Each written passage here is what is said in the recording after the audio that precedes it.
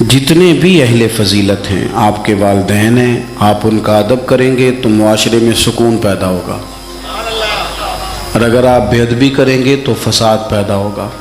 कि मौला अली की शान को अगर समझ सकते हैं तो अबू बकर सिद्दीक समझ सकते हैं, और हजरत सिद्दीक अकबर का मकाम अगर कोई जान सकता है तो मौला अली ही जान सकते हैं। अजीज़ दोस्तों, सबसे पहले तो ये बात समझ लें कि जितने भी अहले फजीलत हैं उनकी फजीलत का कायल होना इंसान के ईमान को ज़िंदा रखता है। जो लोग अहले फजल की फजीलत के कायल नहीं होते वो लोग मुआशरे के अंदर फसाद का सामान बर्पा करते हैं। जितने भी अहले फजीलत हैं, आपके वालिदैन हैं, आप उनका अदब करेंगे तो मुआशरे में सुकून पैदा होगा, और अगर आप बेअदबी करेंगे तो फसाद पैदा होगा। आप अपने असातिज़ा के लिए जज्बात अच्छे रखेंगे तो आप महसूस, अभी ज़िक्र हो रहा था ना हज़रत कारी शाकर नूरी साहब का, तो बयान करने वाले ही साथ कह रहे थे बड़े सारे उफाज के उस्ताद हैं। देखो, उस्ताद का एहतराम होगा तो सोसाइटी में सुकून पैदा होता है, और अगर कोई शागिर्द हल्की सी भी, क्योंकि वह अहले फजल है ना, उस्ताद बड़े, हल्की सी भी बेअदबी करता है तो तकलीफ़ होती है। उस्ताद साहब मैट्रिक पीटीसी हैं, प्राइमरी के टीचर हैं, बच्चा उनसे प्राइमरी में पढ़ता था, फिर उसने ग्रेजुएशन की, फिर मास्टर की डिग्री हुई, एमफिल, पीएचडी, बहुत बड़े ओहदे पे फायज हो गया। उस्ताद साहब आज भी साइकिल पे हैं, पर वो अफसर लग गया है, पजारों पे बैठता है। उस्ताद साहब साइकिल से जा रहे थे शहर की तरफ, और ये गांव आ रहा था वापस। अचानक इसकी नज़र पड़ गई कि मेरे उस्ताद साहब जा रहे हैं, तो इसने पजारों साइड पे लगाई, नीचे उतर के कहा कि उस्ताद जी साइकिल लड़का पहुंचा देगा, आप मेरे साथ बैठे ना गाड़ी पे, मैं घर छोड़ के आता हूँ। उस्ताद साहब ने दोबारा जाना साइकिल पे ही है, बैठना कोई नहीं पजारों पे, बैठना नहीं, वो जाएंगे दोबारा साइकिल पे ही।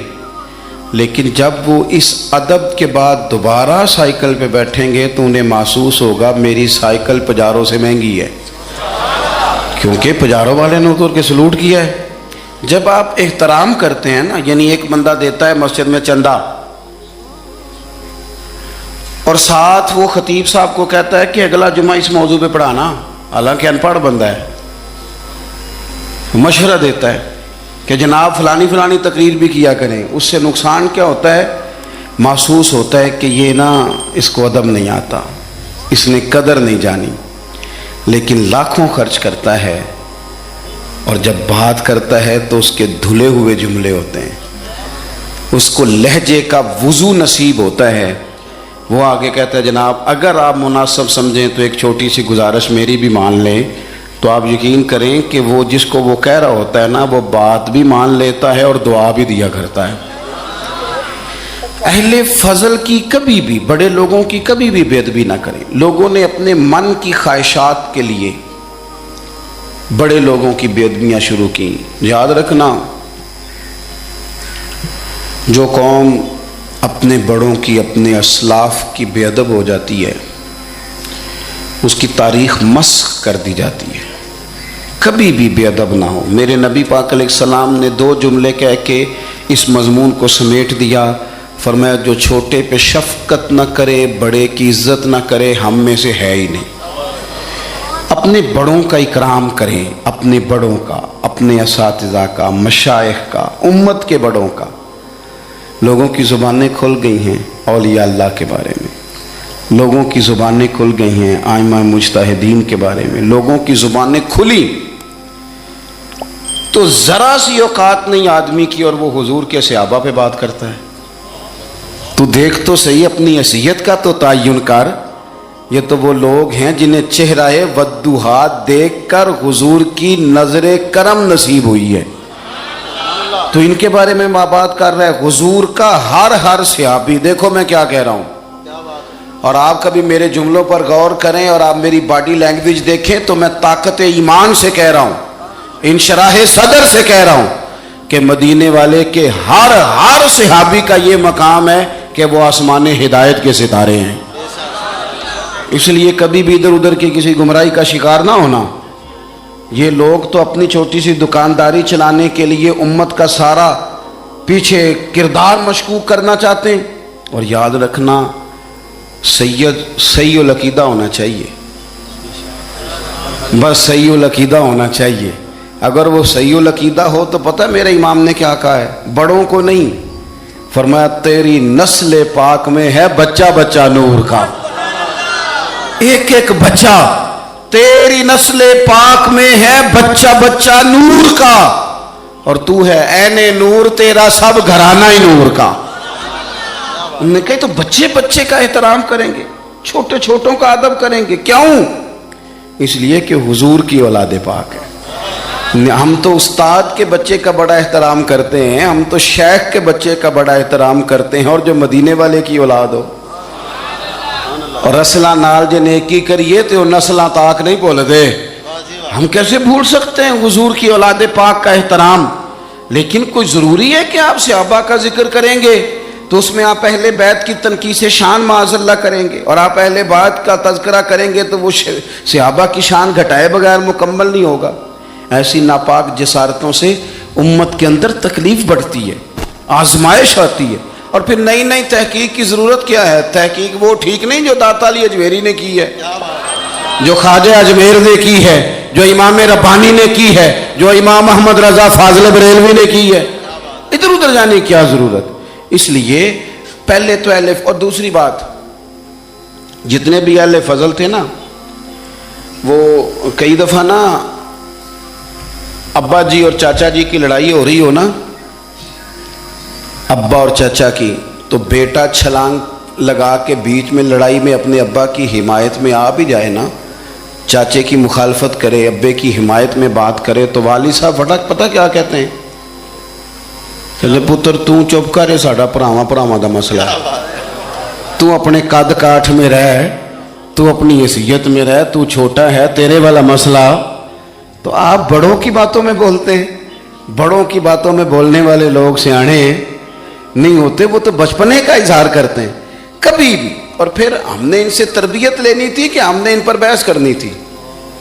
کبھی آپ نے دیکھا ہے کہ ٹیچر آئے پڑھانے کے لیے کالج میں تو بچے اسے کہیں اپنی ڈگری دکھاؤ، تو وہ کہتا تو دفع ہو نا کلاس سے، ڈگریاں بڑے دیکھا کرتے ہیں، چھوٹے نہیں دیکھا کرتے. ڈگری پرنسپل صاحب کو دکھاؤں گا، تیری حیثیت ہے تو میری ڈگری دیکھے، تو اپنی اوقات میں رہ. اس لیے پہلے تو، اور پھر قرآن مجید کی جو آیت میں نے تلاوت کی نا، اسی مضمون کو اللہ نے وہاں بیان کیا. فرمایا والسابقون السابقون، وہ جو پہلے پہلے حضور کے پاس آ گئے، فرمایا وہ سبقت لینے والے سبقت لے ہی گئے. تو مالک اگر وہ پہلے آئے تھے تو پھر انہیں کچھ ملا بھی. اگر ان لوگوں نے پہل کی تھی، وہ سابقون الاولون تھے، تو ملا کیا؟ فرمایا والسابقون السابقون، سبقت لینے والے سبقت لے گئے، اولئک المقربون، یہی تو رب کی بارگاہ کے مقرب لوگ ہیں. یہ پہلے آئے ہی اس لیے تھے کہ انہیں قربت دی جانی تھی، یہ مقربین ہیں. کبھی حضرت علامہ اسماعیل حقی نے لکھا ہے، بڑی سونی بات، بڑی خوبصورت بات. آپ جب کسی کو عزت دے رہے ہوتے ہیں تو اس کا مطلب یہ ہوتا ہے کہ آپ کے پاس عزت ہے. کیا بات ہے. اور جب آپ کسی کو عزت نہیں دیتے تو اس کا مطلب یہ ہوتا ہے کہ آپ کے اپنے پاس کوئی نہیں. کیونکہ مجھ سے کسی نے کہا 2-4 ہزار دو تو میرے پاس ہوگا تو میں دوں گا نا، اور اگر میں نہیں، میرے پاس ہے نہیں تو دینا کہاں سے ہے. علامہ اسماعیل حقی رحمۃ اللہ نے لکھا ہے کہ نبی پاک علیہ السلام تشریف فرما ہیں، حضور کے صحابہ کی ایک جماعت بارگاہ میں بیٹھی ہے. حضرت صدیق اکبر بھی حضور کے بالکل قریب بیٹھے ہیں، وہ آج بھی حضور کے قریب ہی ہیں، قریب بیٹھے. تو اچانک نہ محفل میں حضرت مولا علی شیر خدا تشریف لے آئے. باقی صحابہ بھی اٹھنا چاہ رہے تھے، کوشش ہو رہی تھی، لیکن پتہ ہے سب سے پہلے جگہ کم تھی، کو بندہ ذرا سرکتا یا جگہ بناتا تو جگہ بننا تھی. باقی بھی اٹھنا چاہ رہے تھے، لیکن سب سے پہلے حضرت صدیق اکبر اٹھے. حضرت مولا علی کا بازو پکڑ کے تھام کے حضور کے قریب بٹھایا، خود ذرا تھوڑے سے پیچھے ہو کے بیٹھ گئے. اب بولا نہیں کوئی، وہاں لوگ کم باتیں کرتے تھے، وہاں لوگ بولا اے پائے نظر ہوش میں آ، یعقوب نبی ہے، آنکھوں سے بھی چلنا یہاں بے ادبی ہے، لباں تے موراں لگیاں بولن دی جاج بھول گئی، اوتھے زباناں تائیں کھولن دی جاج بھول گئی، تے جا کے مدینے اتھرو میرے سوال بن گئے۔ حضور کی بارگاہ میں وہاں کو بندہ بات کرے، اللہ نے پہنچایا سرکار کے قدموں میں، صد شکر میں پھر آیا سرکار کے قدموں میں، کچھ لمحے سلامی کو ٹھہرا ہوں مواجہ پر، پھر مجھ کو ادب لایا، پھر مجھ کو ادب لایا سرکار کے قدموں میں۔ تو حضرت کسی نے گفتگو نہیں کی، حضرت صدیق اکبر نے بازو تھاما اور لا کر کے نا حضرت مولا علی کو حضور کے قریب بٹھایا اور خود سائیڈ پہ جا کے بیٹھ گئے، کوئی بولا نہیں، بات نہیں کی۔ تب ہم تو باتیں زیادہ کرتے ہیں نا،